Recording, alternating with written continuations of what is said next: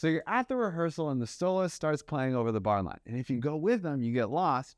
But if you just stay in the form, then it sounds kind of boring over time.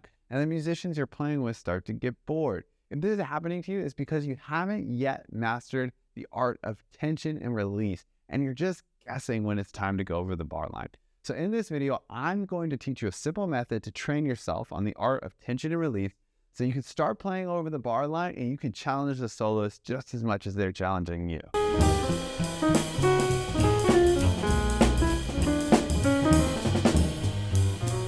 When we first learn to comp with the soloist, we're just trying not to get in the way. Like, it can be so difficult to keep track of the form while somebody's not playing the melody that takes all of our brain power. And all we're trying to do is kind of mark the parts of the form that are important and then maybe lightly interact with the soloist. And this creates a really good guardrail for the soloist to where they feel safe and that they can stretch a little bit more. But once you start to play with more advanced players, you're going to find that they're pushing the boundaries beyond those kind of guardrails. And in that moment, when that happens, you kind of have two choices. One is that you can contrast them. You can stay safe, you can mark the form, and sometimes that will make what they're doing sound more hip. You know, it's you're being simple and they're being complex, which makes it sound more complex.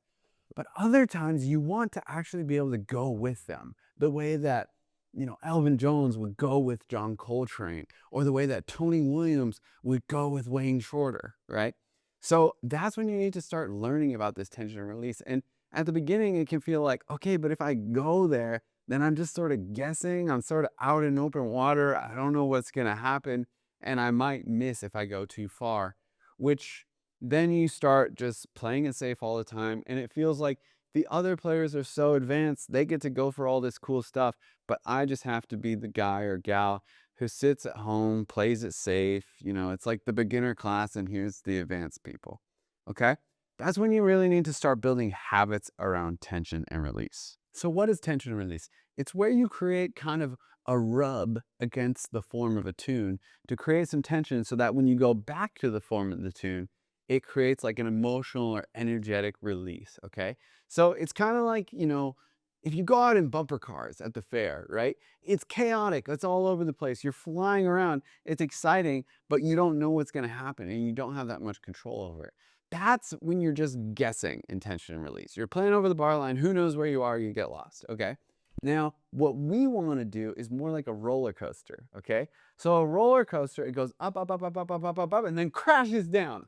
And it's even more chaotic than the bumper cars because you're flying down at like 60 miles an hour, right? Where the bumper cars, you're just sort of scooching around, right? But the thing about a roller coaster is it's planned, right? Maybe if it's the first time you're doing it, it's all a surprise to you. But the people who designed it, you know, they meticulously sculpted out how long is the ascent, how fast does the downward slope go, how fast does the loop-de-loop go. There's places where, you know, you pause, then there's a break, and then another push, and then a longer push, and then a break, and then a longer push, right? And that's really how we want to treat tension and release, is that we want to have these sort of tracks that we go on during our improvisation where we're in control of where we are and where the tension is, but it sounds exciting and new for the soloist we're playing with and for the listener. And so what we're going to do today is build up those tracks so that when you're improvising, you can just let it come out. So steps for this exercise. The first thing that we're going to do is we're going to put on the melody of a tune, like If I Were a Bell, and we're going to just resolve at the top of each A section, exactly where you would expect us to resolve. We'll do like a little crash, something like that at the top of each A. So for an A, B, A, C tune, like If I Were a Bell, we're going to do a crash at the top of each A, each B, each A, each C, right?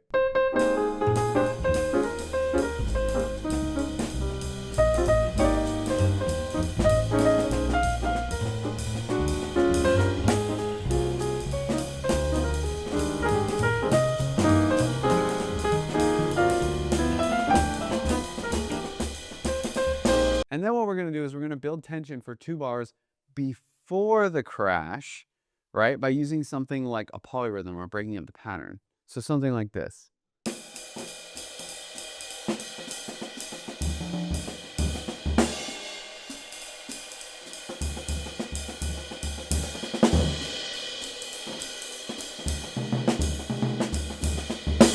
Okay, so let's do that for each section of If I Were a Bell.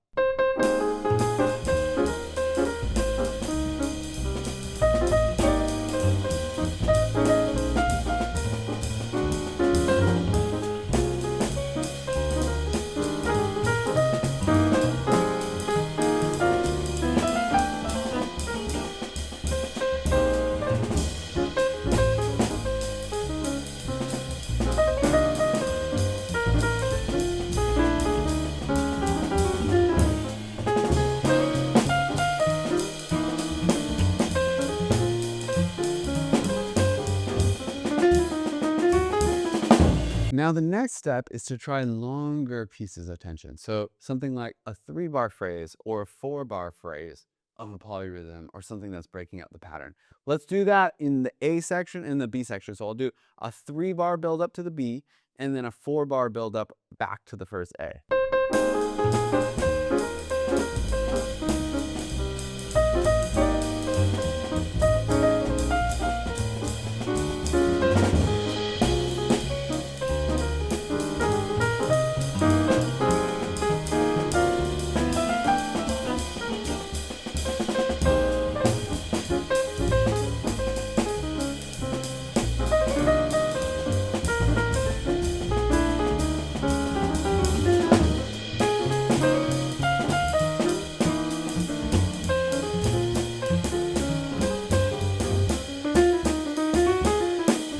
And then what you want to do is you want to start to target different spots, like the 5th bar of the melody or the second to last bar of the chorus, and build up 2 bars of tension to those spots. That's going to give you like the surprise factor that you get from somebody like Brian Blade, who resolves in all different places.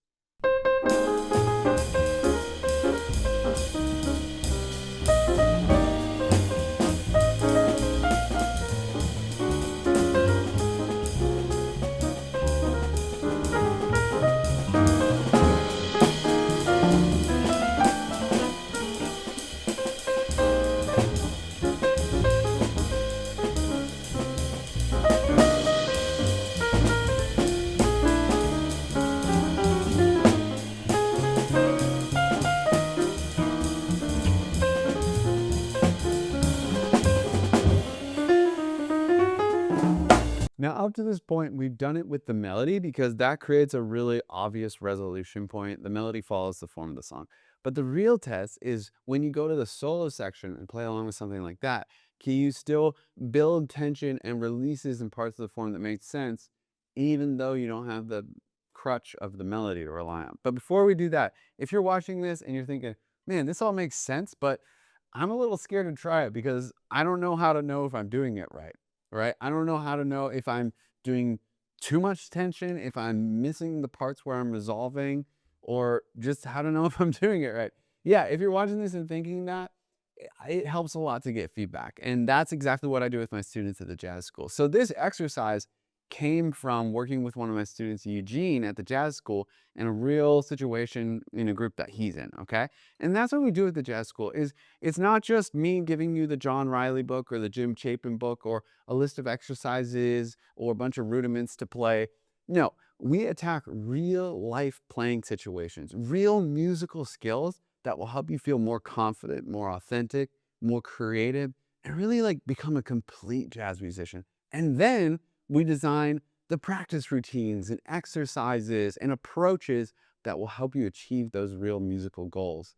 And that's what we do at the jazz school. So I only have a couple more spots at the time of making this video. If you're interested in one of them, click the link in the description to apply for mentorship and we'll see if we can help you out. Okay, now I'm going to play along with the solo section of this If I Were a Bell Keith Jarrett recording. And I'm just going to build tension and release in places that make sense to me, whether it's on the top of the form, short phrases, long phrases. Let's see what happens.